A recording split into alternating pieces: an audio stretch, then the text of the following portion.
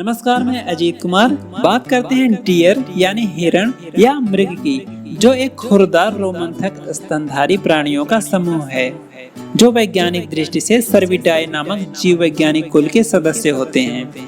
अगर बात करें खुरदार की, तो खुरदार या अंगुलेट ऐसे स्तनधारी जानवरों को कहा जाता है जो चलते समय अपना भार अपनी पांव की उंगलियों के अंतिम भागों पर उठाते हैं।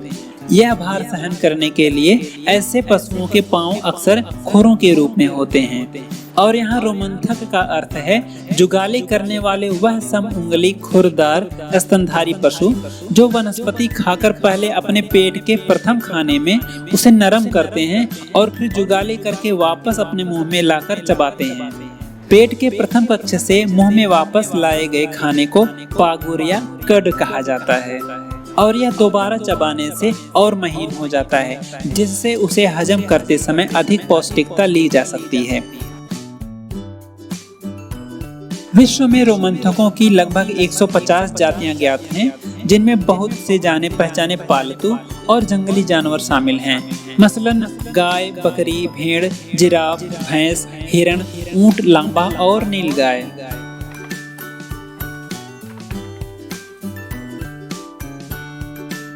सर्विडाई नामक जीव वैज्ञानिक कुल को दो भागों में बांटा जाता है।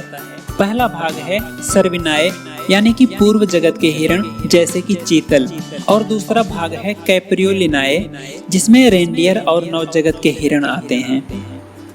तो आइए बात करते हैं चीतल या रेंडियर हिरण की।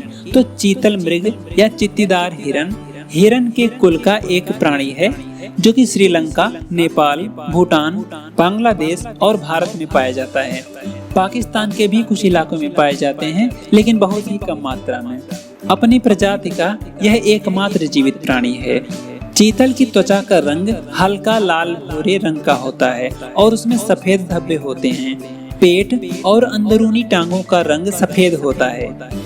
चीतल के सींग जो कि अमूमन 3 शाखाओं वाले होते हैं, जो कि घुमावदार होते हैं और 75 सेंटीमीटर लंबे हो सकते हैं और जिन्हें यह हर साल गिरा देता है। अपने निकटतम रिश्तेदार पाढ़ा की तुलना में चीतल की कदकाठी दौड़ने के लिए अधिक विकसित है। इसके शरीर की बनावट अधिक विकसित होती है।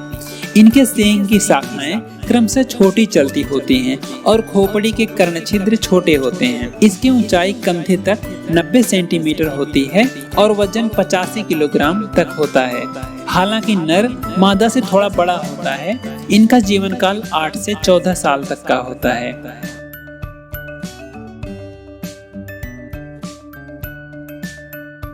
बात करें इनके आवास की, तो चीतल का आवास भारत, नेपाल, भूटान, बांग्लादेश और श्रीलंका में पाया जाता है।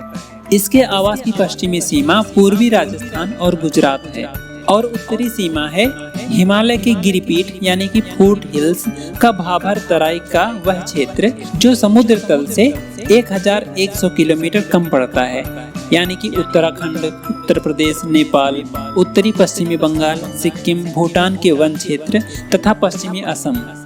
पूर्वी सीमा है पश्चिम असम तथा पश्चिम बंगाल और बांग्लादेश के सुंदरवन, और दक्षिणी सीमा है श्रीलंका। चीतल भारतीय प्रायद्वीप के अन्य वन क्षेत्रों में यदाकदा पाया जाता है। बांग्लादेश में अब यह केवल सुंदरबन में ही पाया जाता है, क्योंकि यह मध्य, उत्तर पूर्व तथा दक्षिण पूर्व क्षेत्रों से विलुप्त हो गया है। अब जान लेते हैं रेंडियर हिरण के बारे में। तो रेंडियर या कैरिबू उत्तर के बर्फीले आर्कटिक और उप आर्कटिक इलाकों में मिलने वाली एक हिरण की नस्ल है। वैसे तो इनकी आबादी इतनी अधिक है कि इस जानवर के विलुप्त होने का कोई खतरा नहीं है, लेकिन इसकी कुछ किस्में संकट में हैं और एक या दो तो हमेशा के लिए खत्म हो चुकी हैं। रेंडियर के रंग और आकार स्थान के अनुसार अलग अलग होते हैं। नर और मादा दोनों के सींग होते हैं, हालांकि नर के बड़े होते हैं। कुछ किस्में ऐसी भी होती हैं जिनमें मादाओं के सींग नहीं होते हैं।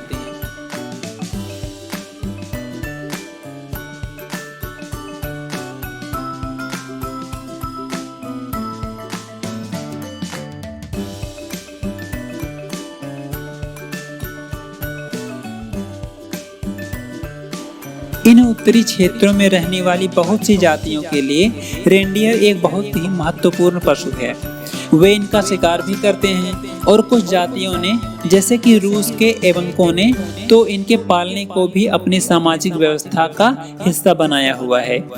वे इनका दूध पीते हैं, मांस खाते हैं, इनकी खाल के कपड़े और जूते पहनते हैं और इन्हें अपनी स्लेजों यानी कि बर्फ पर फिसलकर चलने वाला वाहन उसको खींचने के लिए प्रयोग करते हैं। बहुत से ऐसे समुदाय में तो रेंडियरों का धार्मिक महत्व भी होता है। रेंडियर लाइकेन भी खाते हैं और पेड़ों के पत्ते भी खाते हैं।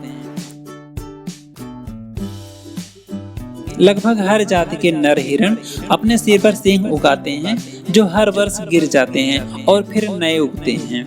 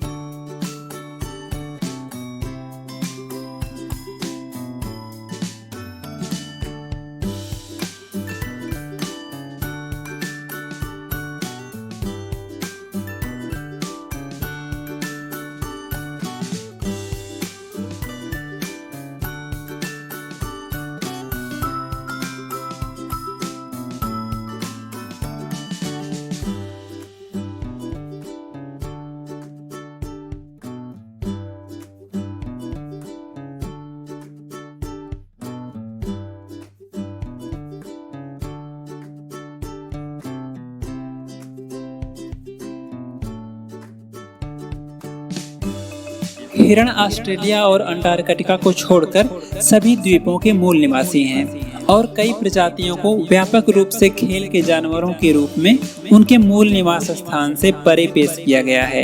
एक प्रजाति बारहसिंघा जिसे कारिबू भी कहा जाता है उसको पालतू बनाया गया है। कुछ दलदली और द्वीप प्रजातियां लुप्त प्राय हैं, लेकिन अधिकांश महाद्वीपीय प्रजातियां संरक्षण और अच्छे प्रबंधन के तहत फल फूल रही हैं।